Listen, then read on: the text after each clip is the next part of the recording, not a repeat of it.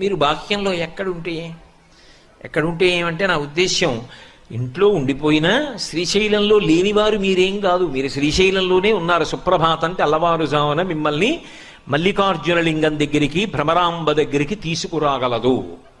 అదొక యోగ విద్యలండి. అందుకే శంభో సురేంద్రనుత శంకర శూలపాణి.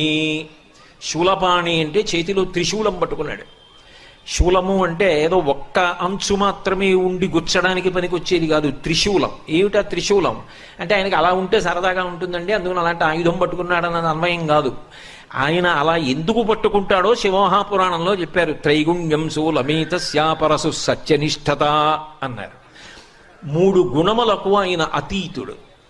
3 గుణములకు అతీతుడై సత్వమునందు కాని, రజస్సునందు కాని, తమస్సునందు కాని, శుద్ధ సత్వమునందు కాని ఉండకుండా. అందుకే ఇలా 3 ఉంటే ఈ 3 ఒక ఊచకుంటాయి, ఆ ఊచ పట్టుకుంటాడు. అంటే శుద్ధ సత్వము సత్వము కన్నా గొప్పది.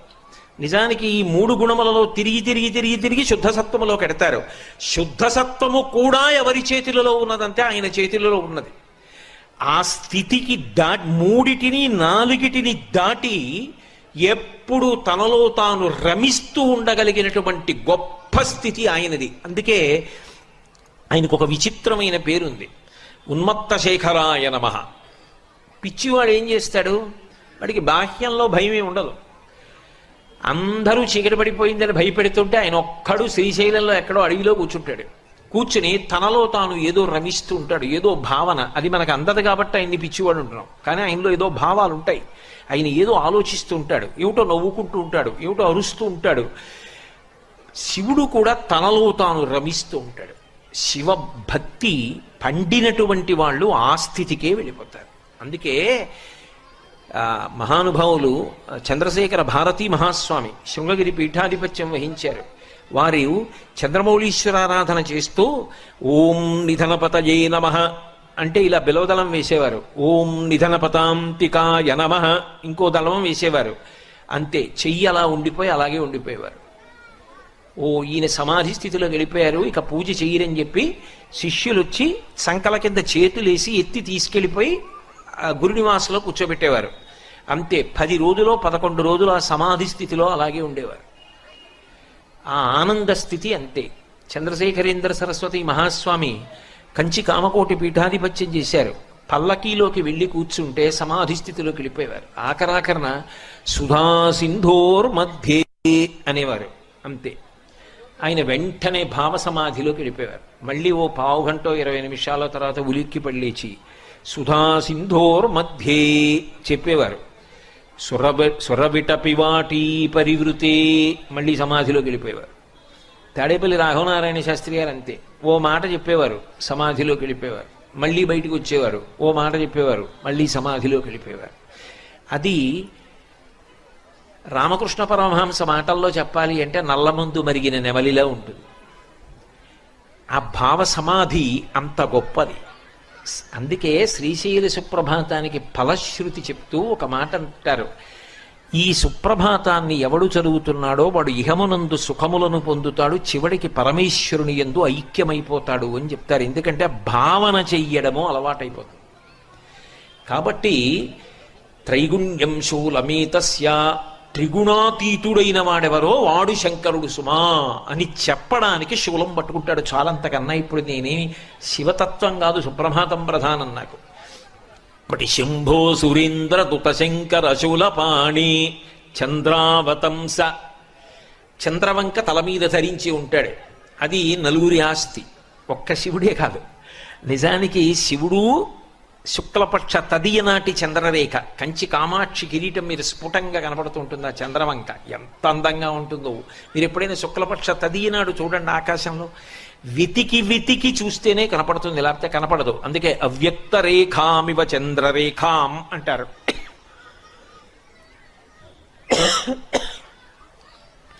తదియనాటి చంద్రరేఖ శుక్లపక్షంలో ఎలా ఉంటుందో అటువంటి చంద్రరేఖ పరమశివుని యొక్క కిరీటం మీద ఉంటుంది. అదే అమ్మవారి కిరీటం మీద ఉంటుంది, అదే వినాయకుడి కిరీటం మీద ఉంటుంది, అదే సరస్వతీదేవి కిరీటం మీద ఉంటుంది. అందుకే శంకరుడు తెలుపు, జ్ఞానదాత మహేశ్వర, ఆయన జ్ఞానం ఇస్తాడు. అందుకే సరస్వతి వీణ వాయిస్తుంది. శంకరుడు దక్షిణామూర్తిగా వీణ వాయిస్తాడు. శ్రీశైలం లోపలికి వస్తుంటే వీణ వాయిస్తూ దక్షిణామూర్తి లేరు. సరస్వతీదేవి చంద్రవంక ధరిస్తుంది. మీకు అనుమానమా? సౌందర్యలహరిలో శంకరాచార్యులు వారు శరజ్యోత్స్నా శుద్ధాం శశియుత జటాజూటమకుటాం, కిరీటం పెట్టుకోరు, శంకరుల్లాగే జటాజూటం కట్టుకుంటుంది. వరత్రాసత్రాణ స్ఫటిక గుటికా పుస్తకరాం సకృన్నత్వా నత్వా కథమివ సతాం సన్నిధదతే మధు క్షీరద్రాక్షా మధురి మధురీనాహ ఫణితయ. పార్వతీ పరమేశ్వరుడు ఇద్దరూ చంద్రవంకం ధరించి ఉంటారు. ఎందుకది? ఆ తదీనాటి చంద్రరేఖ సరదా ఏమిటి వాళ్ళిద్దరికీ అంటే, చంద్రరేఖని ధరించడం వెనక ఉన్నటువంటి తత్వము వేరు. ఎందుకు ధరిస్తారంటే, వాళ్ళు కాలాతీతులు సుమా అని చెప్పడం కోసం చంద్రవంక పెట్టుకుంటారు. చంద్రోద్భాసిత శేఖరే స్మరహరే గంగాధరే శంకరే సర్పైర్భూషిత కంఠకర్ణ వివరే నేత్రోద్ధ వైశ్వానరే దంతిత్వకృత సుందరాంబరధరే త్రైలోక్యసారే హరే మోక్షార్థం కురుచిత్త వృత్తిమమలాం